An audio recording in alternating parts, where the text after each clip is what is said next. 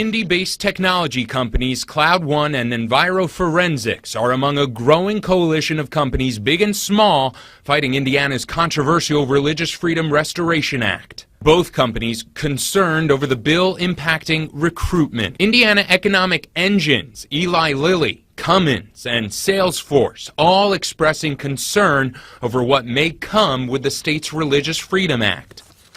The state of Indiana is under attack. Some would say rightly so, that they are being called bigots, people filled with hate. Businesses are pulling out of multi-million-dollar deals, and other states are telling their employees not to even enter the borderlines of the Hoosier state. And the right claims this is all because of a ridiculous knee-jerk from the left about religious freedom. Now come the questions.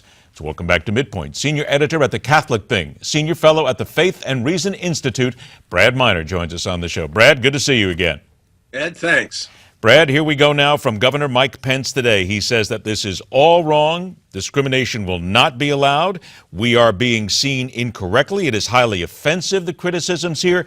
But can you see where the criticisms are coming from, at least, Brad? Well, I suppose I can. I mean, I'm like everyone else in the United States. I've been hectored now long enough by advocates of gay rights to believe that any sort of discrimination is ipso facto immoral.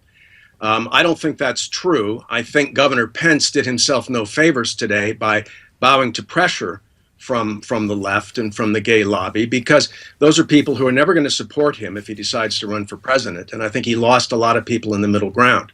What about that specific question? The governor signed this in a very private ceremony. He comes out now and says, well, we need to fix it technically. My simple question would be, if it wasn't right in the first place, why did you sign it the first time? Because now you're saying that it needed to be fixed, and you signed a flawed bill. Yeah, well, that certainly is the essence of logic, isn't it? But I also think that he went farther than he needed to. If what he intended to do was defend the law, he should have defended the law, and I think it's defensible. What the law did was it provided an opportunity to use the classic example of a baker, say, who is approached by a homosexual couple to provide a cake with 2 marzipan grooms on it, and says, I can't do that because that violates my religious belief.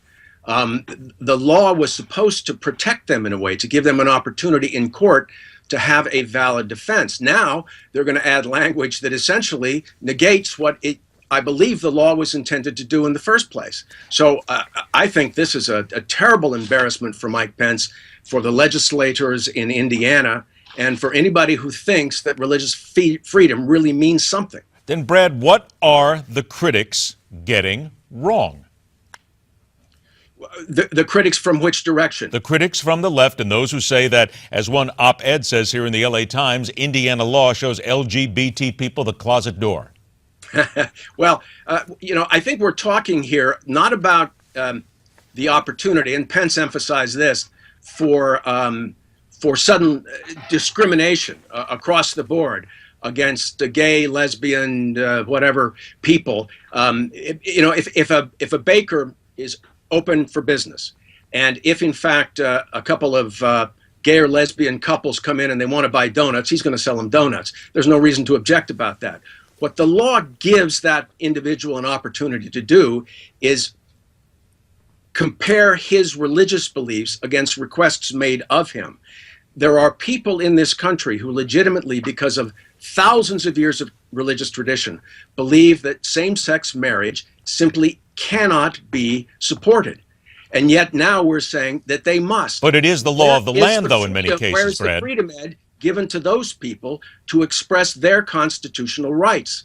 But it is the law of the land in many states, and is apparently going to be the law of the land, some believe, in the United States in toto in a very short period of time. The law of the land that you no longer can discriminate in that way. Correct. Right. Well, if that's the law of the land, then everyone will be compelled to follow it, except those few who will have the courage to dissent and perhaps risk prison because of it. What about those people who say that this is once again, and Brad, I know this is probably going to get right under your skin, but there's people who are going to say that this once again shows that Christians hate gays? No, it's not a matter of hatred. It's never been a matter of hatred.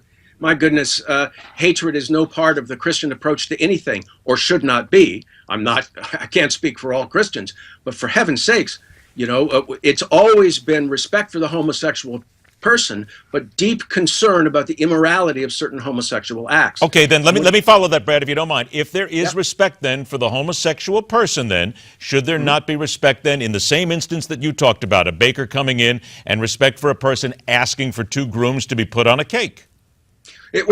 You can respect the individuals, but just as you don't respect what they do in the bedroom, that's their business, and the law certainly should protect the privacy of their bedroom. Isn't what they do in the bedroom still their private? Isn't what they do in the bedroom their private deal? Whatever they do, you shouldn't get involved in that period. Absolutely, it is. But when you're asking for the 2 marzipan grooms, you're saying support us in our same-sex marriage, and that is a bridge too far for many Christians. How is that support? It's not support for same-sex marriage. It's not support for same-sex marriage. You're not saying that you consider the individuals unworthy of respect. You're saying that for this particular activity, I cannot give you my support. I will not make a cake for your wedding. How is that invidious discrimination? And why is it that baker is not allowed to have the right of his conscience in the matter? Then, Brad, let's put it very simply then. How do we settle this, in your opinion, so that the people who own businesses do not have to do what they feel is religiously incorrect, and there are people out there who are customers who are fearful of discrimination, don't get discriminated against? What's the solution? Well, again, the question is what kind of discrimination we're talking about. We all, choose our friends according to particular criteria. Conceivably, you can choose your customers according to certain criteria.